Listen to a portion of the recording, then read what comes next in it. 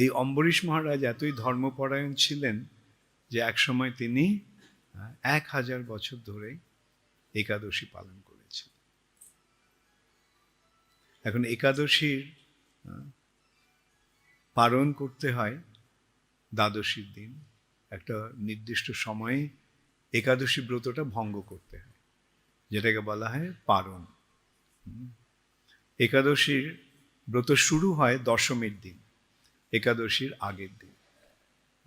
আগের দিন সংকল্প করা হয় যে আমি একাদশীর দিন এইভাবে একাদশী ব্রত পালন করব।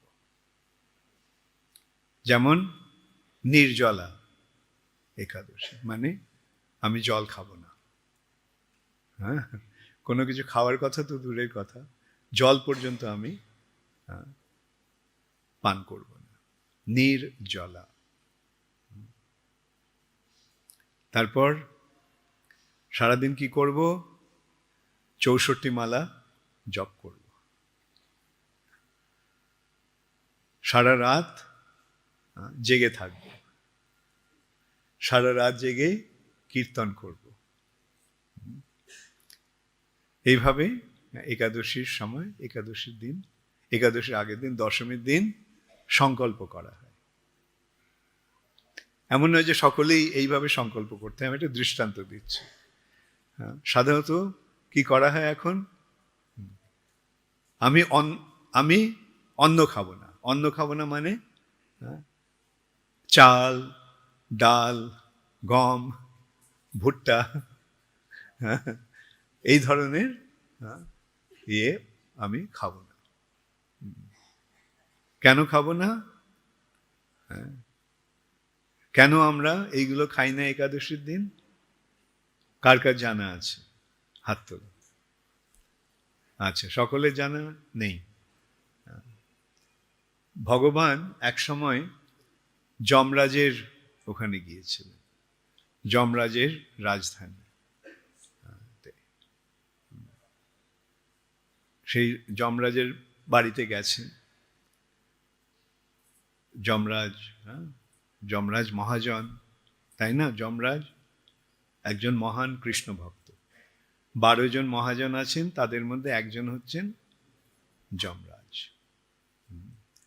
স্বয়ম্ভূর, নারদ, শম্ভু, প্রহ্লাদ, জনক, ভীষ্ম। হ্যাঁ, তারপরে কুমার ও কপিল। Thank you.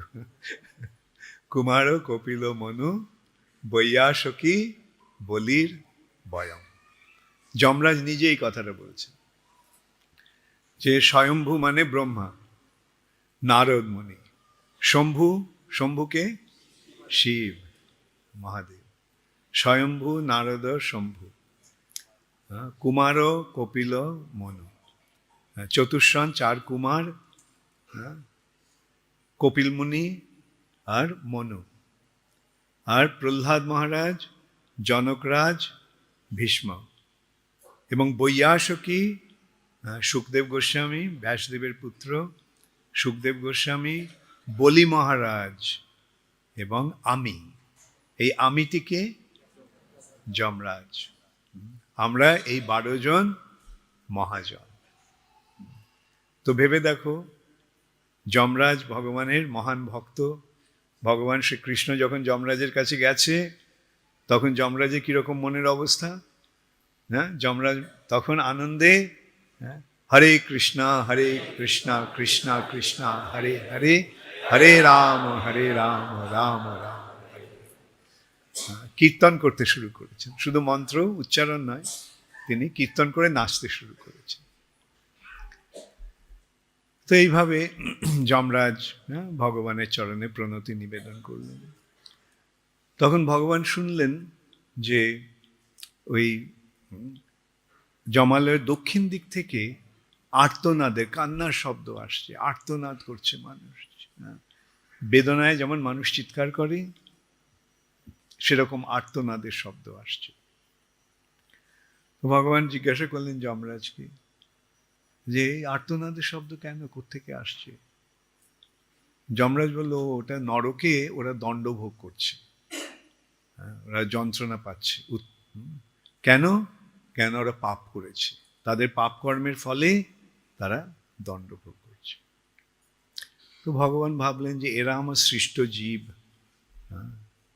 তো এদের এই যন্ত্রণার থেকে একটা উদ্ধারের উপায় উদ্ভাবন করতে হবে।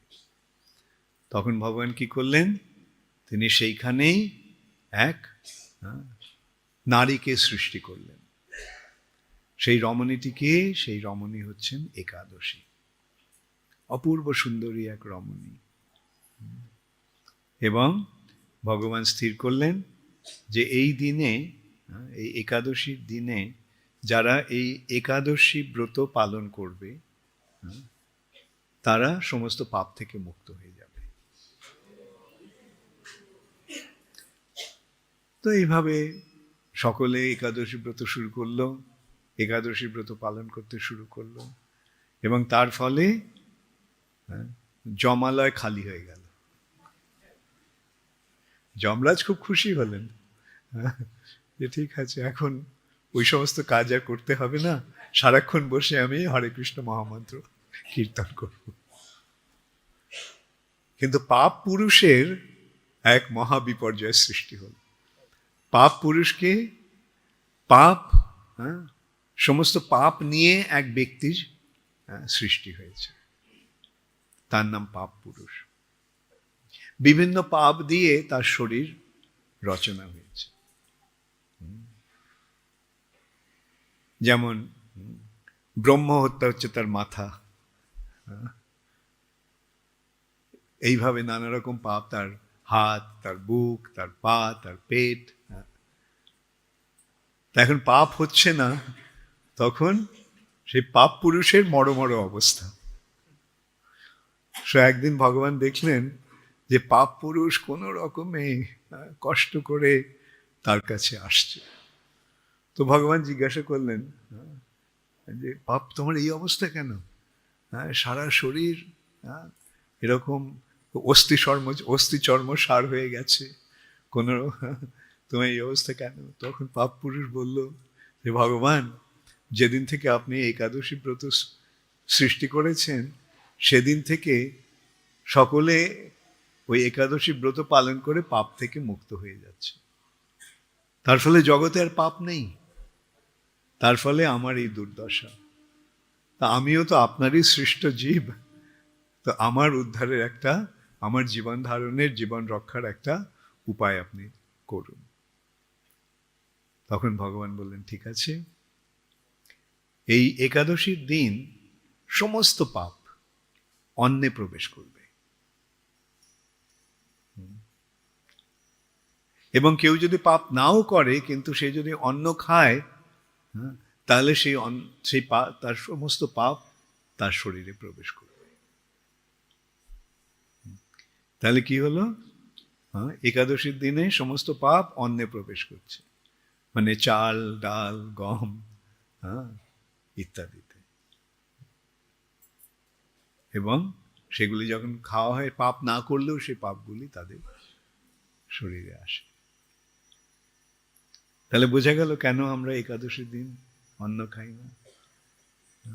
তো একাদশীর দিন অন্ন না খেলে পাপ প্রবেশ করবে না, কিন্তু যে পাপগুলো করছি সেগুলো তো থেকে যাচ্ছে। তাহলে কি করতে হবে?